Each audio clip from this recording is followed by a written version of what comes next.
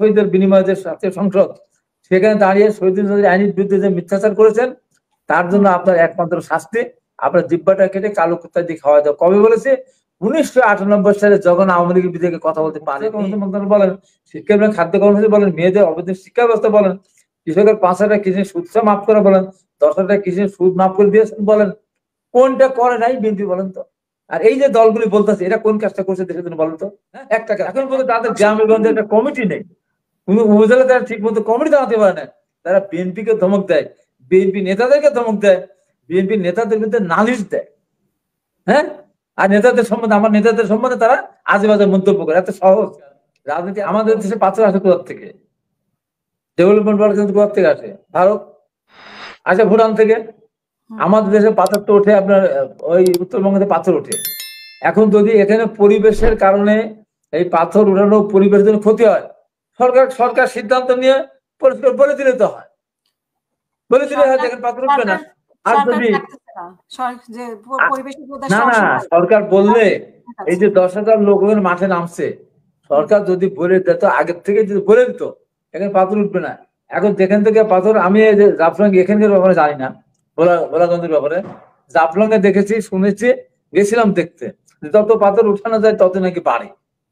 তার কারণে কিভাবে তো যে ইন্ডিয়া থেকে পাহাড়ি ঢলে সব পাথর এখানে চলে আসে, অর্থাৎ যদি আমরা না কুড়াই নি এখান থেকে, তাহলে এখানে আর স্তূপ হয়ে যাবে। আমি জানি না সত্য মিথ্যা, তাই বলি এই এলাকার যদি পরিবেশের কারণে পাথর উঠানো ঝুঁকিপূর্ণ হয়ে থাকে, তাহলে সরকার অবশ্যই তাদের উঠাতে দিবে না, এটা আমি সমর্থন করি না।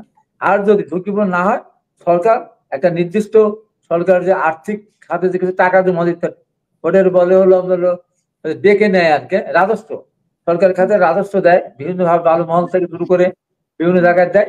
তেমন যদি পরিবেশগত ক্ষতি না হয়, তাহলে সেগুলো হতে পারে। আর পরিবেশ ক্ষতি হলে অবশ্যই আমি এটাকে সমর্থন করবো না। এবং আমাদের দল সেটাকে এই পরিবেশ যাচাই করেছে কিনা আমি জানি না, তারপরে যিনি এই এর সাথে জড়িত, তার বিরুদ্ধে আমাদের দল কিন্তু একটা সিদ্ধান্ত নিয়েছে, অলরেডি তার পদ স্থগিত করেছে। এ ব্যাপারে আমাদের পরিষ্কার, আমরা দেশের স্বার্থে বিরুদ্ধে কোনো কাজ আমরা করব না। পরিবেশ বিঘ্ন ঘটুক এমন কোনো কাজও আমাদের নেতা কর্মী করলে আমরা সেটাকে সমর্থন করি না, করব না। এই যে জিব্বা কাটানি কথা উঠছে না, আপনি কি বলেছি 1998 সালে মেজর রফিকের ব্যাপারে বলেছি? 98 সালে যখন মেজর রফিক সংসদ দাঁড়িয়ে বলল যে ছাত্র দলের প্রেসিডেন্ট শহীদ চৌধুরী কাটা রাইফেলে পুলিশকে গুলি করতে উদ্যত হয়েছিল, পুলিশ আত্মরক্ষা থেকে টিয়ারশেল নিক্ষেপ করেছে, তার প্রতিবাদে প্রেস ক্লাব দাঁড়িয়ে বলেছিলাম, মেজর রফিক আপনি জানেন না ছাত্রদল ছাত্রলীগের প্রেসিডেন্ট কাউকে তাক করতে চায়, বলার আগে ইশারা করলে হয়। আপনি শহীদ চৌধুরীর বিরুদ্ধে যে মিথ্যাচারটা করেছেন, যদি আওয়ামী লীগ অফিসে পড়তেন আমি নিন্দা করতাম, যদি এই জাতীয় প্রেস ক্লাব জাতির বিবেক এখানে তীব্র প্রতিবাদ করতাম। আপনি যদি লাখো শহীদের বিনিময়ে যে জাতীয় সংসদ, সেখানে দাঁড়িয়ে শহীদ আইনের বিরুদ্ধে যে মিথ্যাচার করেছেন, তার জন্য আপনার একমাত্র শাস্তি আপনার জিব্বাটা কেটে কালো কুত্তা দিয়ে খাওয়া দাও। কবে বলেছে?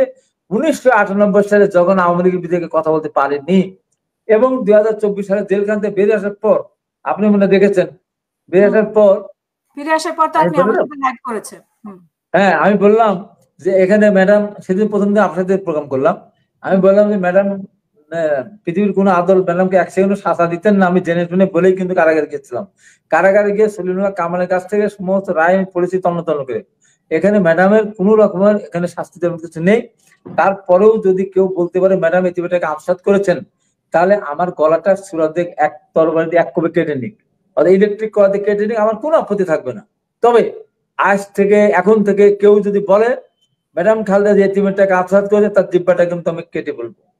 আহমদ বলতেছে আমারও, বলেন না, বলেন না। আওয়ামী লীগের একজন নেতা, একজন এমপি আমার সামনে আর বলতে সাহস পায়নি কোনোদিন, বলেন তো, কেউ বলে নাই। আমি আজকে বলছি, আমি তো আজকে উদ্দেশ্য করে বলি না।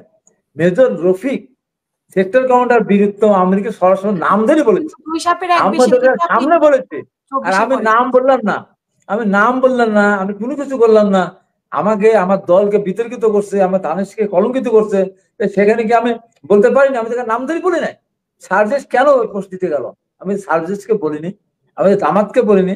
এই যেটা আপনি বললেন, এই যে দানেশকে ভোট দিতে হবে, জামাতকে ভোট দিলে হাড়ুটি ভেঙে ফেলা হবে, এটা তা বলিনি। আমি আমার কর্মীদেরকে বলেছি যে বিএনপিতে ভোট দিতে হবে, ধানসিংকে ভোট না দিয়ে অন্য প্রতীকে ভোট দিলে ওই নেতা দিতে বললে ওই নেতা সেখান থেকে ফিরে আসতে পারবে বলে আমার মনে হয় না। এটা বলেছি আমি আমার দলের কর্মীকে বলবো না। এইটা নিয়ে তাদের কিসের মাথা মাথা এই যে মিথ্যাচারটা তারা করলো, যে মিথ্যাচার এই যেটা করলো, হ্যাঁ, এটা যে একটা সারা পৃথিবী দেখেছে। আমি দাঁড়িয়ে আছি, র্যাব আমাকে ধরেছে, আর আমি ঘুমাচ্ছি আমার শাহপুরের বাসায়। এই যে মিথ্যা কথা বলে রাজনীতি আগানো যায় না খুব একটা। আজকে বিএনপির বিরুদ্ধে, বিএনপির এত অবদান, আজকে এই দেশটা স্বাধীন বাংলাদেশ, তার স্বাধীনতার জন্মের থেকে দেশ আমাদের শহীদ জিয়াউর রহমান প্রথমে নিজের নামে স্বাধীনতা ঘোষণা দেওয়ার থেকে শুরু যুদ্ধ করে দেশ স্বাধীন করেছেন। তারপরে যত অবদান, আজকে ম্যান পাওয়ার বলেন, আজকে ইরিগেশন বলেন, আজকে আপনার গার্মেন্ট ইন্ডাস্ট্রি বলেন, আপনার 21শে পদক বলেন, স্বাধীনতা পদক বলেন, নৈশকালীন নৈশ বিদ্যালয় বলেন, ম্যাডাম বৈদেশিক কর্মসংস্থান মন্ত্রণালয় বলেন, মুক্তিযোদ্ধা কর্মসংস্থান মন্ত্রণালয় বলেন, শিক্ষা এবং খাদ্য কর্মসূচি বলেন, মেয়েদের অবৈধ শিক্ষা ব্যবস্থা বলেন, কৃষকের 5,000 টাকা কৃষি সুদ মাফ করে বলেন, 10,000 টাকা কৃষি সুদ মাফ করে দিয়েছেন বলেন, কোনটা করে নাই বিএনপি বলেন তো? আর এই যে দলগুলি বলতেছে এরা কোন কাজটা করছে দেশের জন্য বলেন তো? একটা কাজ দেখান, একটা কাজ দেখান। হ্যাঁ, আমরা স্বাধীনতা যুদ্ধে গেছি, একটা কাজ দেখান। আমরা এরশাদ বিরোধী আন্দোলন করতে গিয়ে আমাদের 5 জন শহীদ হয়েছে, একটা দেখান। আমরা এই যে দীর্ঘ সাড়ে 15 বছর আন্দোলন করতে গিয়ে শুধু ওদের জামাত ইসলাম রায় ছাড়া এই দীর্ঘ আন্দোলন তাদের কোন লোক মারা যায়নি, তাদের কোন লোক আহত হয়নি। আমরা আহত হয়েছি, আমরা গুম হয়েছি, আমরা খুন হয়েছি। আমাদের দিকে আঙ্গুল তোলে, তারপর আমাদের বসে দেখতে হবে। জামাতের আমি যখন এই কথা বলে তখন আমি বলতে চাই, এইটুকু ব্যাংক লুট করলো কারা? এছাড়াও তাদের ব্যাংকগুলো নিয়ে গেছেন, এই যে 5-6টা ব্যাংক কে লুট করলো? হাজার হাজার কোটি টাকা। সেখানে আমাদের পুকুর দখল করে নিয়েছে, আমরা সেই জায়গায় গিয়েছি। আমার জমি দখল করে নিয়েছে, আমি সেই জায়গায় গিয়েছি। সেখানে আমি যে দখলবাজ হই, তাহলে আপনারা ব্যাংকগুলি 1 রাতের ভিতরে 3 দিনের ভিতরে দখল করে নিলেন হাজার হাজার কোটি টাকা।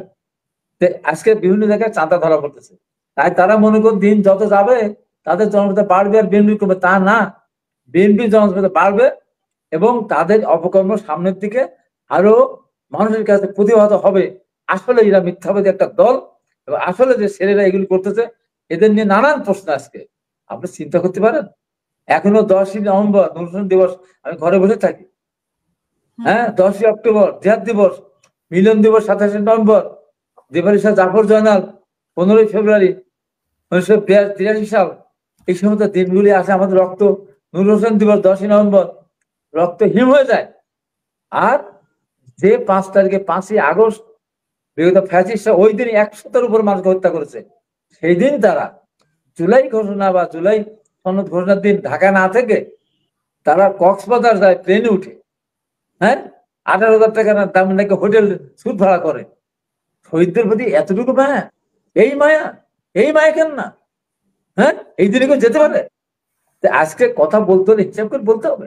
এই প্রশ্নগুলো আসবে, এরা সব ঘুরে ফিরে আসবে। সেটা জিজ্ঞাসা করবে ওই দিন কেন কক্সবাজার গেলেন, আপনার বলতে হবে, জবাব দিতে হবে। কি কাজ বেঁধেছিল আপনাদের? আপনার ওখানে গেলেন যে জুলাই সনদ দিন ঘোষণার দিন না থেকে।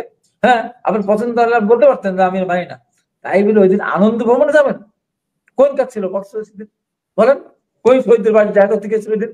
এই প্রশ্নে কিন্তু উত্তর কিন্তু দিতে হবে। জনগণ কিন্তু ছাড়বে না, খালি বলেই যাবেন, শুনবেন না তা তো হবে। আর হুমকি ধামকি একটু কম দেখান আমাদেরকে। আমাদেরকে নিশ্চিন্ন করতে গিয়েছিল আওয়ামী লীগ, দেশ ছাড়া হয়েছে। আওয়ামী লীগের সব ছিল, সেনাবাহিনী ছিল, র্যাব ছিল, বিজেপি ছিল, ছাত্রলীগ, যুবলীগ, মসজিদের ক্ষতি, বাইতুলের ক্ষতি, কি না ছিল আওয়ামী লীগের? বিএনপিকে শেষ করতে পেরেছে? পেরেছে শেষ করতে? পারেনি।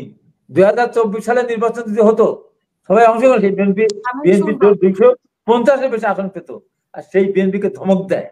হ্যাঁ, এখন পর্যন্ত তাদের গ্রামে গঞ্জে একটা কমিটি নেই, কোন উপজেলা তারা ঠিক মতো কমিটি দাঁড়াতে পারে না। তারা বিএনপিকে ধমক দেয়, বিএনপি নেতাদেরকে ধমক দেয়, বিএনপি নেতাদের বিরুদ্ধে নালিশ দেয়। হ্যাঁ, আর নেতাদের সম্বন্ধে, আমার নেতাদের সম্বন্ধে তারা আজে বাজে মন্তব্য করে। এত সহজ রাজনীতি? এত সহজ? এত সহজ না। তাই বলি, রাজনীতি একদিনের জন্য না। সামনের দিকে এগোতে হলে বডি ল্যাঙ্গুয়েজ ঠিক করতে হবে, নেতাদেরকে সম্মান করতে হবে। ওদের জন্মের পুরো তো আমি ন্যাশনালি দিব, সেজন্য তো আমরা দেখা মাত্র মিছিল করেছি। ওদের জন্মের পূর্বে 144 ধারা ভঙ্গ করেছি, ওদের জন্মের পূর্বে আমরা কারফিউ ভঙ্গ করেছি, আমরা এর সাথে পতন ঘটিয়েছি। আমরা আমরা তো ওদের সাথে যাইনি, আমরা তো একটা উৎসব বানাতে চাইনি। তাহলে আমাদের স্যাক্রিফাইস আছে। আমরা যতদিন হাসপাতাল থেকে যে মার খেয়ে খেয়ে আহত বিছানায় থেকেছি, ততদিন রাজনীতির বয়সও ততদিন না। আমাদেরকে ধমক দেয়, আমাদের সম্বন্ধে কথা বলে, আমাদের কথা নিয়ে সমালোচনা করে, মিথ্যা উপচার করে, যেটা আমি বলিনি। এটা কি যা ইচ্ছা মনে করলো? এই দেশের স্বাধীনতা যুদ্ধে আমাদের অবদান আছে, আমরা মুক্তিযুদ্ধে গেছি, যত আন্দোলন সংগ্রাম আছে সব আন্দোলন অংশগ্রহণ করেছে। জামাত 9 বছর এর সাথে আন্দোলনে ওদের একজন লোক আহত হয়নি, নিহত বা শহীদ হতে দূরের কথা, একজন লোক আহত হয়নি, একজন লোক কারাগারে যায়নি। এই আওয়ামী লীগের 12.5 বছরে জার্নিতে 10টা লোক মারা যায়নি এই এই জুলাই বিপ্লবের আন্দোলনের আগ পর্যন্ত। আর তারা আমাদেরকে ভয় দেখায়, আমাদেরকে বলে চাঁদাবাজ। হ্যাঁ,